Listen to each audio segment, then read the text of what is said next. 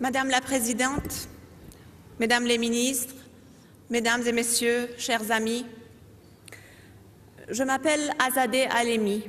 Je suis née en 1979, l'année de la révolution iranienne. Cela fait 23 ans que je vis en France. Je suis mère de 3 enfants et je poursuis mes études en droit. Mais aujourd'hui, à l'occasion de la Journée internationale de la femme, je voudrais vous parler d'une autre femme. De cette femme que j'ai connue depuis que j'ai ouvert les yeux au monde, avec laquelle j'ai vécu chaque instant de ma vie, bien que je ne l'ai plus vue depuis 17 ans. Par où commencer? Des premières images que j'ai d'elle, alors que je n'avais que 3 ans, dans les geôles du régime de Khomeini, des moments où ma mère était sous la torture et ses amis essayaient de détourner mon attention en jouant avec moi. Ou plus tard, lorsqu'elle était toujours en prison, mais je n'étais plus avec elle et j'allais lui rendre visite. Je me rappelle avec quelle difficulté elle essayait de me dissimuler ses jambes, sans doute déchiquetées par les coups de fouet.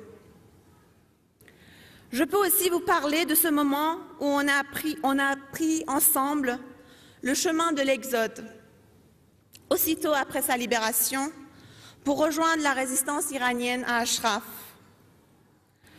Je me rappelle très bien de ce moment où, dans les montagnes enneigées de Kurdistan, au dos de cheval, quand le passeur nous a prévenus qu'on va peut-être tomber dans des embuscades habituelles à cet endroit et qu'il faut donc garder le maximum de silence, ma mère m'a chuchoté dans les oreilles: « Ma petite fleur, si on nous arrête, sois forte, n'aie pas peur et surtout ne t'inquiète pas, il ne t'arrivera rien. Tu retourneras de nouveau auprès de ta grand-mère. » Je peux encore vous parler de ce moment où on faisait nos adieux, à l'époque de la guerre du Golfe. Il fallait que les enfants quittent Ashraf pour survivre au bombardement. Elle m'a regardée dans les yeux et m'a dit avec beaucoup d'amour: « Tu sais à quel point je t'aime et que tu es toute ma vie. Sais-tu pourquoi je dois me séparer de toi et continuer ma lutte ? Pour que plus jamais des enfants iraniens ne souffrent de l'absence de leurs parents emprisonnés, pour que plus aucun enfant dorme le ventre vide, et pour qu'enfin tes enfants puissent vivre un jour dans un Iran libre et démocratique. »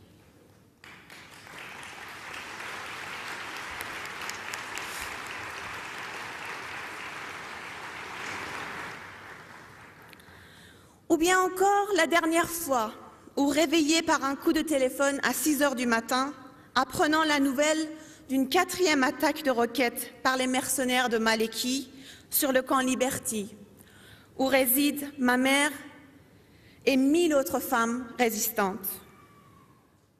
Les images fortes et émouvantes ne manquent pas, mais je préfère vous évoquer le sentiment qui existe au plus profond de mon âme. Ce sentiment de fierté, d'être la fille d'une femme qui, comme des milliers d'autres femmes désirant la liberté pour une patrie prise en otage entre les mains d'un régime misogyne, a su ouvrir et marquer avec chacun de ses pas le chemin de la vie de toutes les autres femmes, mais aussi les hommes de notre pays vers un avenir glorieux, pour que leur existence soit un symbole pour les générations futures. Certes, les douleurs ne s'effacent pas, mais tout au long de ma vie, j'ai vécu le bonheur d'être aux côtés de cette génération de femmes et avoir eu la chance de faire quelques pas avec elles. Madame la Présidente, je suis fière d'être à vos côtés en tant qu'un humble membre de cette génération qui est née de votre combat.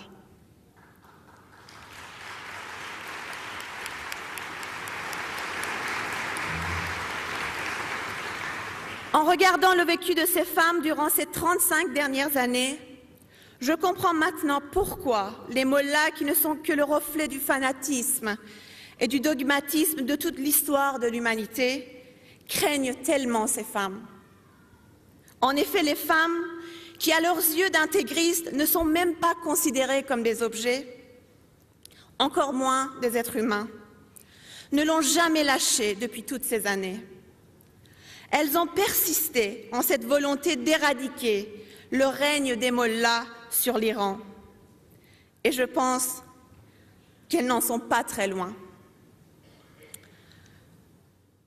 Aujourd'hui, il y a d'un côté cette génération efficace, expérimentée, invincible, qui avance et progresse plus forte et plus déterminée que jamais. En face, le front de l'intégrisme et un régime aux abois qui, chancelant et désintégré, vient de boire sa dernière portion de poison. Vous seriez alors sans doute d'accord avec moi que cette génération de femmes sera certainement vainqueur.